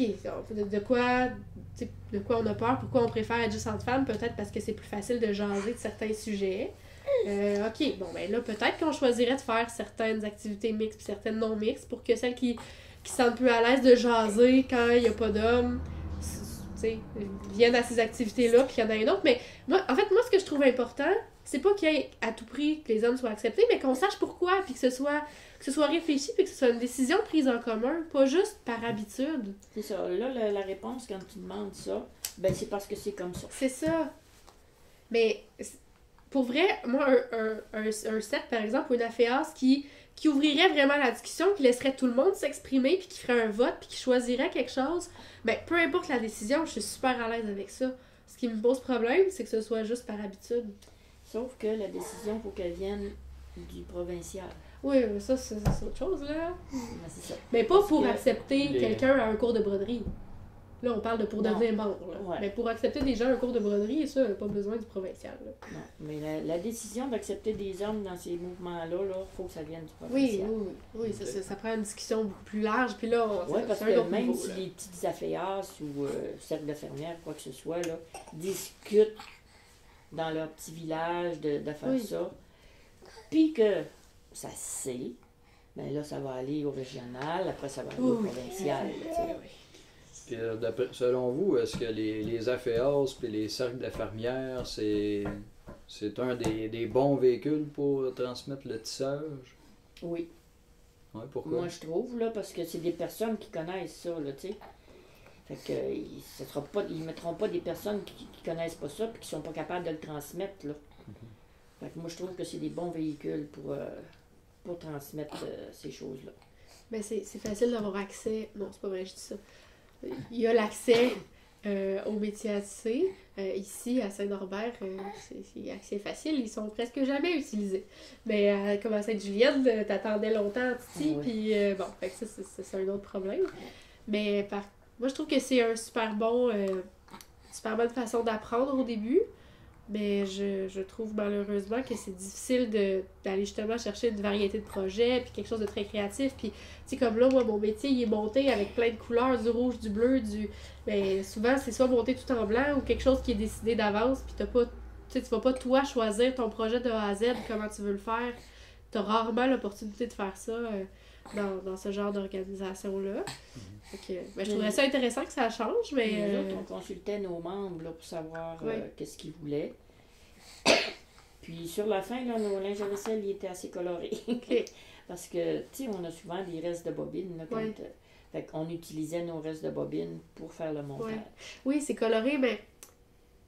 Moi, dans le fond, ce que j'aimerais, c'est que les gens qui veulent faire un projet, ils puissent le concevoir de A à Z. C'est là où ils peuvent dire « Ah, j'aimerais savoir un linge à vaisselle, j'aimerais savoir du bleu », mais...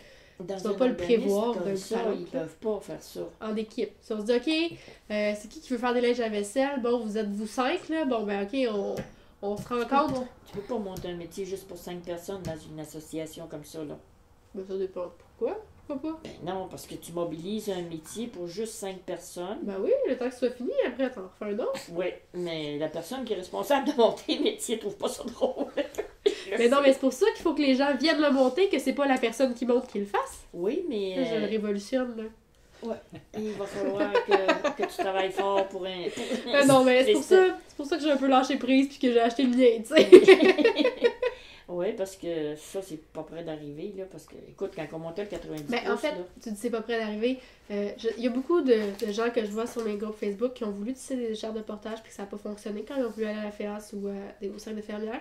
Il y en a quelques-uns que ça a marché. Souvent, quand ils arrivaient à 2 ou 3 qui avaient le même projet, ben là, ils arrivaient à défendre leur point de ben, regardez, on va le concevoir ensemble, puis nous, on veut l'apprendre de A à Z, justement. mais pour Fait que ça marchait. Ou dans des cercles ou des affaires très éloignés où il n'y a pas beaucoup de membres, genre Saint-Michel-des-Saints, ils accueillent à bras ouverts, viens, on va tout te montrer comment faire ton écharpe de portage. Mais ça, là, c'est les écharpes de portage.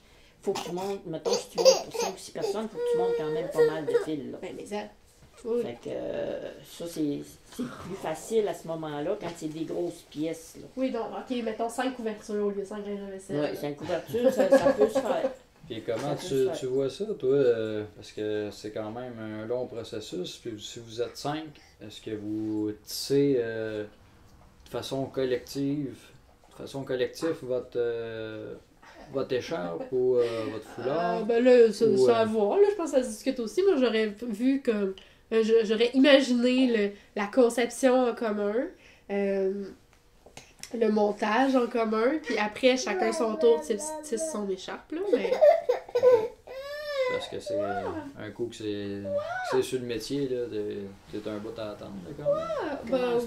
Oui puis non, là. Oui, peut-être. Il faut avoir du lait.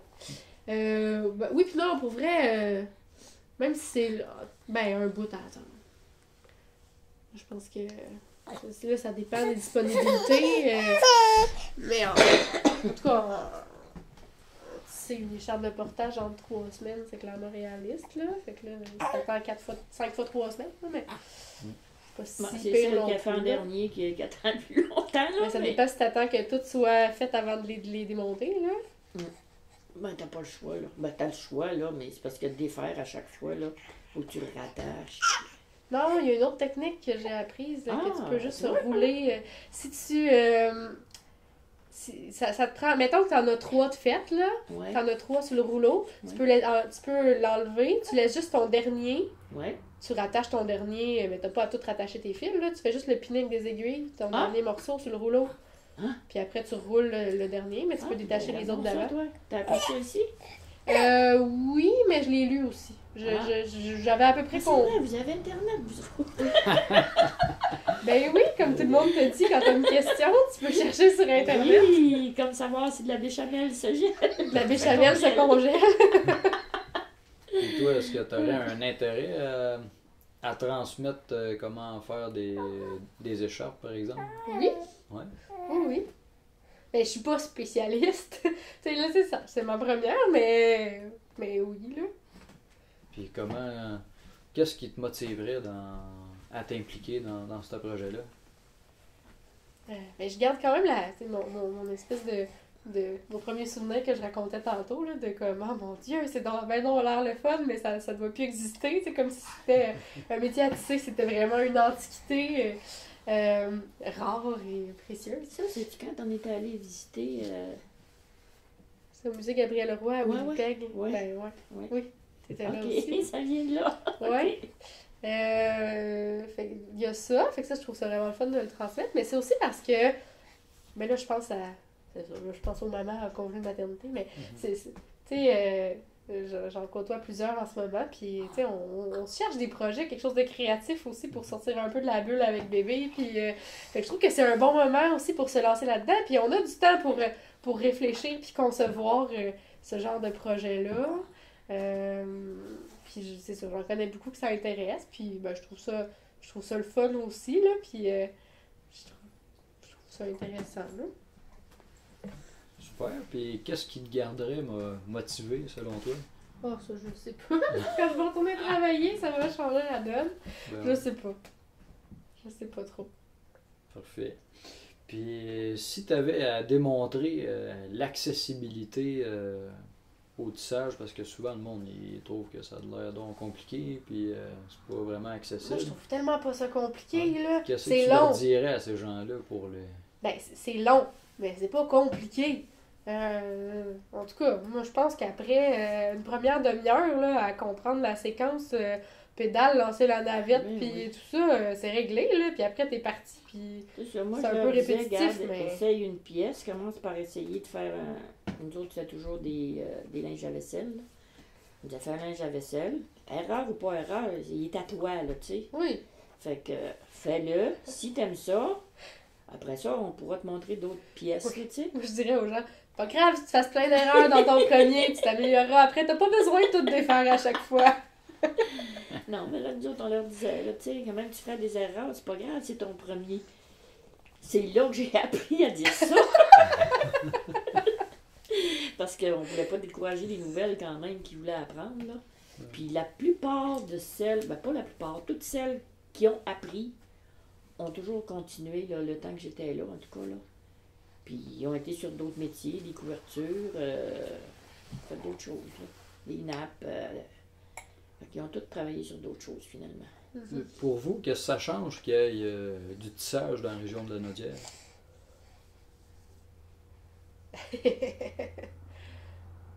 Je sais pas, là, ta question m'embête un peu, là. Toi, as-tu une Je sais réponse? pas. Non? Puis si le tissage, ça n'existait pas, si je vous demande de compléter la phrase. Ça, j'existais pas. Hé, t'as des drôles de questions, toi. On se prendrait tout nu. Non, mais là, je parle de notre linge, j'ai tout tissé, c'est juste qu'il est tissé à machine, il est pas tissé à main. Non, mais si le tissage à la main n'existait pas, ben, moi, je trouverais ça triste, là, parce que je trouve que c'est beau, un métier à tisser aussi, puis que c'est... En tout cas, moi, je garde quand même cette fascination-là, là. Oui, puis moi, ce qui m'impressionne, c'est que ça vient de tellement loin. Tu sais, je lis des livres, là, puis regarde, j'écoute le film, ben, les livres de Diana Gabaldon, là. Ouais. Écoute, c'est dans les années, je sais plus quoi, là. 1700, 1600? 1500, quelque, je Non, pense. c'est pas 500, 1600 ou 1700, en tout cas. Ben, regarde, puis elle tisse, là, tu sais. Ça vient de loin, là, ça, là. Hop, hop, hop, hop. Ça date pas d'hier. Puis, est-ce que vous avez fait des constats depuis que vous tissez, que vous avez observé des choses par rapport au tissage? En quoi ça consiste ta question, de savoir si ça a évolué, ça va... Ben, Parce que ça n'a pas évolué tant qu'à moi. non. là. OK. Puis est-ce que vous avez fait des constats par rapport à la transmission ou à l'appropriation de cette pratique-là? La transmission, je trouve que ça se fait bien quand les personnes... Parce que quand les personnes viennent à toi pour apprendre à tisser, ils ont déjà un intérêt, là. Fait que c'est facile à ce moment-là. Je te dis, moi, toutes les personnes à qui je l'ai montré, là, ils ont toutes continué, là. Moi, là, tisser, ça me relaxe. Parce que tu oublies tout, là, tu te consacres à ta pièce, puis il faut pas que tu fasses d'erreur, parce qu'il y a des patrons qui sont compliqués, là. Fait qu'il faut que tu sois attentionné à ce que tu fais, là. Fait que les personnes, moi, en tout cas, à qui j'ai montré, là, ils ont toujours continué. C'est vrai que ça fait décrocher. Hein? C'est vrai que ça permet de décrocher. Ouais. Tu t'assieds ton métier, là, puis tu te concentres là-dessus. Mon patron est trop simple, là. Je peux pas faire ça.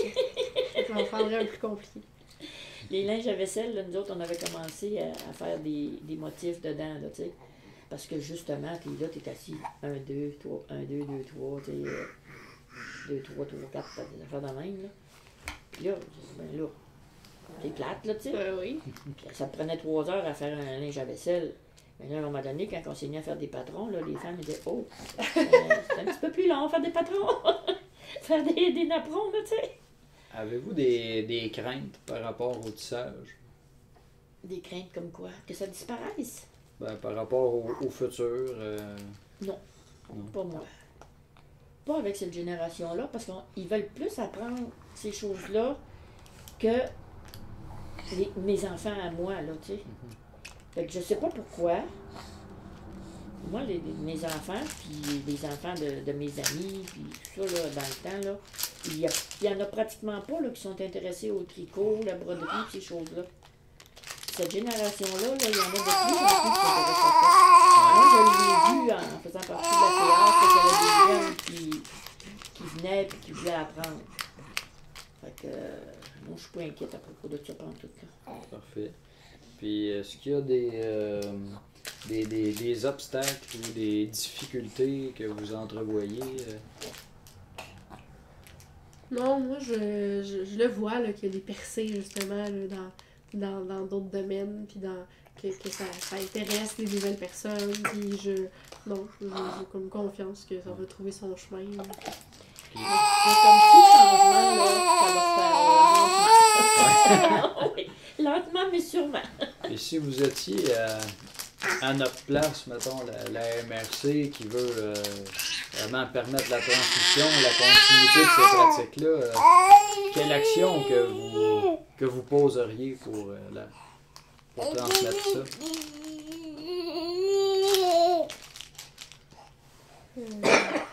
Une chose que je trouve, je sais pas, là, une chose que j'ai trouvé vraiment plate, c'est que, dans le fond, Mimi, elle avait un métier dans le sous-sol, puis probablement elle avait été jetée au vidange parce qu'il manquait une couple de pièces, puis finalement, j'avais trouvé quelqu'un qui aurait été intéressé à le prendre gratuitement, puis le temps que je fasse ça, il était rendu trop tard, là. Mais ça, je trouve ça vraiment plate, là, qu'il y ait des métiers qui se perdent comme ça, qui soient jetés, qui se ramassent aux poubelles, puis... tu sais, parce qu'il y a des gens qui ramassent une succession, tu sais, de quelqu'un qui est décédé, puis ils savent pas quoi faire avec ça. Ils vont peut-être essayer de le vendre sur Kijiji, mais souvent, ils n'ont aucune idée ça vaut combien, ils savent même pas s'il est en état ou pas, ils savent rien. Fait que d'avoir comme... Mais en même temps, je sais pas trop comment ça pourrait se savoir, mais une façon de récupérer, de remettre en état des vieux métiers à tisser, puis d'en faire profiter la communauté. Mais ce qui arrive, intéressant. les gens, là, ils vont accepter une succession, puis c'est des vieilleries pour eux autres, là. Ouais. Fait que, ils chercheront même pas à le vendre, là. Ouais. Ils vont mettre ça au vidange. Au chemin, puis il y a peut-être quelqu'un qui va le voir passer. Mais... C'est ça. Puis ici, on ferait des ateliers de transmission ou encore des cours. Comment qu'on pourrait procéder pour transmettre le tissage? Par quoi qu'on commencerait, selon vous?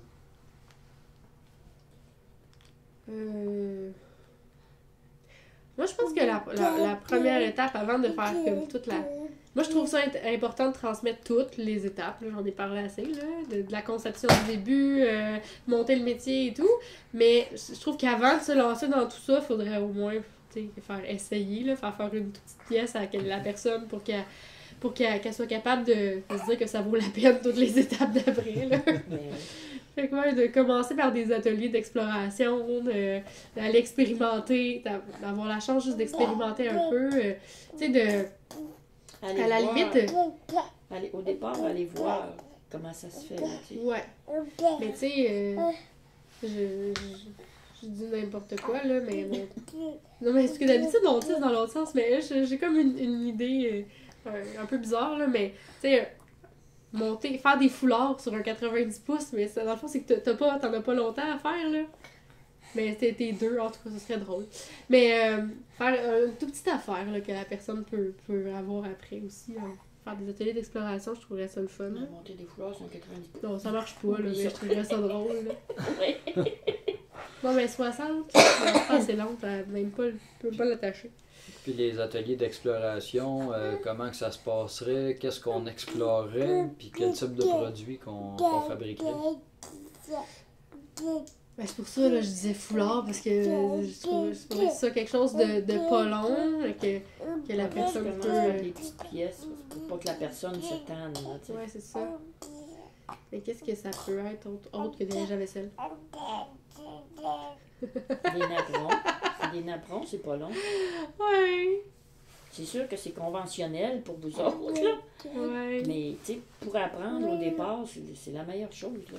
Ou des pièces collectives, mais là, les gens peuvent pas les ramener chez eux. Ouais, là. c'est ça. Ils peuvent pas les ramener, mais... Fait que ça reste le napperon qui serait peut-être la pièce... Ouais, je sais pas, je vais réfléchir à ça. Je trouve ça déprimant. Sinon le foulard. Ben, le foulard, je trouve ça le fun, mais c'est qu'elle peut quand même être long. Okay. Mais je sais pas. En tout cas, je y penserai, puis tu me reviendras. Tu as mes coordonnées à cette heure. Non, mais si on veut juste faire une soirée d'exploration, c'est mieux une pièce collective de toute façon. Parce qu'en une soirée, quand tu commences, t'as pas le temps de faire un apron, là. Non. Fait que si on veut juste que ce soit exploration, essayer, les gens peuvent pas faire quelque chose à ramener, Une pièce là. collective, c'est sûr qu'une personne... À moins de faire des petits carrés, tu sais, Ouais, juste comme un... c'est moins intéressant. Si tu fais une grande pièce collective, Ouais. une grande pièce, mettons un châle ou quelque chose de Ouais. même, là, chacun fait son petit bout, puis là, ils voient si ça les intéresse ou pas, là, tu sais. Ouais. Non, mais attends, j'ai une autre idée. Tu fais juste des petits carrés. Puis là, fait que là, chaque personne fait son petit carré, fait qu'il peut choisir la couleur avec laquelle il veut tisser son petit carré, mettons. Tu sais, fait que tu montes pas large, là, tu montes ça de large, là. Puis là, faut tisser juste, Ouais. je sais pas moi, 3 pouces par 3. Non, pas 3 pouces, tu peux monter juste 3 pouces, mais tu montes 5 pouces, mettons, là. Puis là, faut que tu fasses un carré ou un rectangle. Puis après, une fois que tu sors tout ça, là, tu peux faire comme une espèce de catalogue avec en cousant les petits carrés. Puis là, ça fait une pièce collective. Mais chaque personne a son petit carré, puis a choisi la couleur. Ouais. Puis à la limite, peut avoir choisi la marchure. Tu sais, tu peux te faire un peu de zigzag, ou tu peux faire, tu sais, en continu, tu peux faire une coupe d'affaires, là. Moi, j'aime bien cette Des idée-là. bonnes idées. Mais là, je trouve quelque chose d'autre que des mavrons. C'est intéressant. Les petits carrés que tu dis, serais-tu des petits carrés qui seraient tous rattachés ensemble? Ben, ou pas. C'est ça, ils seraient tissés séparés. tissés séparés? Ou, ben. Ouais, ils seraient tissés séparés. Mais après, là, il faudrait que quelqu'un s'occupe de les coudre Les ensemble. rassembler Ouais. pour faire une courte-pointe. OK. Faut qu'il y ait une... Mais, Mais ils pourraient tisser un à la file de l'autre, fait que t'as juste à rassembler tes bandes après, là. ouais. Mais Ça ça va peut, être ça, ça. peut être fait collectif aussi, ça, le rassemblage. Ah, ben oui, aussi. Aussi. Tu ramasses à la même place, puis tu prends une grande table, puis tout le monde participe. Là. Oui, aussi. Après un atelier d'exploration comme ça, quelle serait la deuxième étape? Ah, ben c'est là que je trouverais ça le fun d'avoir un atelier plus complet pour des gens qui sont intéressés à apprendre un bout à l'autre. Mais je pense que des gens qui ont pas envie d'apprendre le processus au complet, là, qui ont envie de tisser, là, je les référais vers des endroits où c'est déjà possible de le faire facilement. Fait que il y en a dans presque tous les villages, là, dans d'Autriche, je pense. Là. Fait que je les référais vers là. Puis s'il y a des gens qui ont envie d'apprendre plus d'un bout à l'autre, puis d'expérimenter, puis là, c'est ça, de créer, puis de pas juste partir d'un métier déjà monté, là, ça pourrait être intéressant d'avoir un cours ou une formation pour ça, là. OK. Fait qu'il pourrait y avoir des ateliers plus complets avec le montage, puis des ateliers vraiment plus pratiques. Ouais, ça, je trouverais ça intéressant, parce que, tu sais, comme, je pense qu'il faut pas se substituer à ce qui est déjà sur place, quoique un homme qui voudrait apprendre, il y aurait de la difficulté à trouver dans ce qui est déjà en place, là. Mais, c'est ça, mais, fait qu'en même temps, c'est difficile d'apprendre d'un bout à l'autre, là, ça dépend peut-être, mais à Saint-Norbert, les gens ne disent tellement pas qu'on peut pas repartir de zéro un métier. Fait que c'est comme c'est un problème, là. Ouais. Ah ben, c'est bon. Puis, est-ce que tu... Attends, c'est quoi ma question? Est-ce qu'il y aurait des choses à faire attention dans le cadre du projet, selon toi, au niveau de la transmission, peut-être, ou d'autres choses, dans le respect de la pratique ou des porteurs de tradition?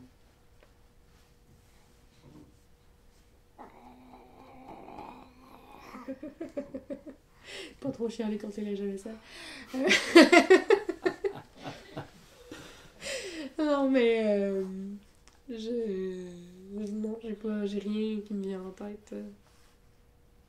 Parfait. Non, mais je dis ça dans le sens, tu sais, j'ai beaucoup blagué par rapport à ça, mais pour moi, c'est juste un problème quand c'est la seule option. Ben ouais. Ou quand on fait ça par habitude, parce que c'est ça qu'on a l'habitude de faire, puis qu'on présente pas d'autres options, mais sinon, ça peut être une belle œuvre d'art, un apprendre, là. Toi, comment que tu vois la transmission dans le futur? Je trouve que ça se fait beaucoup par Internet, là. Ouais. Mais là, ce serait le fun de pouvoir passer par autre chose. Puis s'il y avait eu quelque chose, en même temps, je dis ça, s'il y avait eu quelque chose dans la MRC, comme un cours ou un atelier, j'aurais été intéressée, oui, mais ça aurait peut-être pas été au moment précis où j'avais envie de me lancer là-dedans, puis j'aurais peut-être pas attendu 6 mois, là. Mais c'est le fun de pouvoir le faire de vive voix, puis il y a quelque chose de vraiment plus le fun de vive voix, puis de pouvoir voir, puis avoir un aide physique aussi, là. Pas juste YouTube, puis des réponses sur Facebook. Je peux me retirer? Ben oui, si vous voulez. Je vous remercie beaucoup. De rien. Ça a été bien intéressant.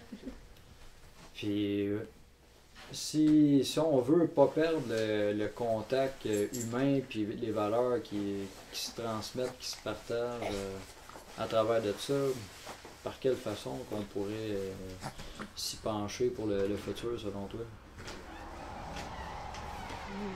Ben là, cette initiative-là est bonne, là. Je veux dire, si les gens avaient plus d'options pour l'apprendre comme ils souhaitent en personne autour de chez eux, ben ils se tourneraient peut-être plus vers ça qu'Internet, au moins en partie, là. Je pense qu'Internet reste l'accès rapide. Quand t'es en train de faire quelque chose puis que là, t'as besoin d'une réponse tout de suite, ben c'est plus facile, là. Mais je pense que c'est la disponibilité, là, rendre les ressources connues puis disponibles.